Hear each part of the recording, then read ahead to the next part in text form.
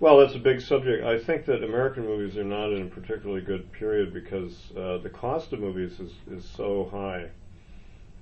And that started ballooning in the 70s and 80s.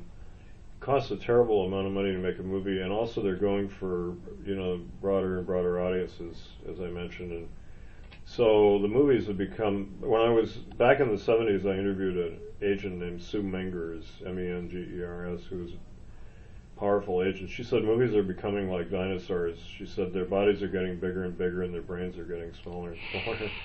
And this was the 70s, and boy, was she correct. That's the way a lot of the movies are now. They're really stupid. Like Transformers 2 is one of the worst, most idiotic films of all time, but it grossed like $800 million.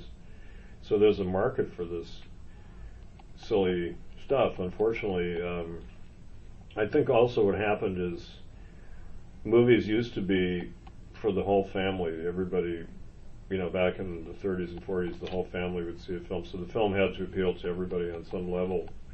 The kids, the old people, the middle-aged people, the women, the men. But now it's mainly an audience of, sub-teens and teenagers and young people, which is fine up to a point, but it's like that's like a huge part of the audience, so that's what they make most of the movies for. And they figure that most kids don't care about Abraham Lincoln or something, which, isn't totally true, because, I cared about Abraham Lincoln when I was a kid, and I'm sure a lot of kids do, but they don't flock to see that probably as much as they would Transformers. Unfortunately, that's just a fact of life. And there are a lot of older people who would go to movies, and they do make some movies that appeal more to older people, but not as many as they used to.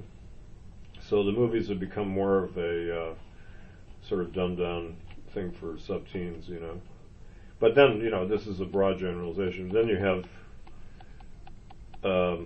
Spielberg or Martin Scorsese or somebody makes a serious film every once in a while because they have the clout to do it.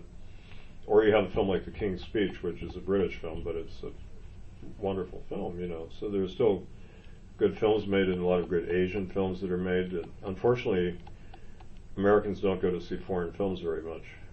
They never did too much, but back when I was younger, there were more art theaters where you could see French films and Swedish films and Japanese films. And the audience isn't all that interested. But we do have things like Netflix and seeing films on the internet where you can get access to films that might have been hard to find when, if you live in Iowa, you can still see Asian films through the internet or through Netflix or something, which is an improvement in some ways. So it's kind of a mixed bag. I think we're no longer in the great era of American films, but we still have an occasional really good one. There are a lot of silly comedies and silly action films coming out, but even back in the 30s and 40s, there were a lot of bad films too.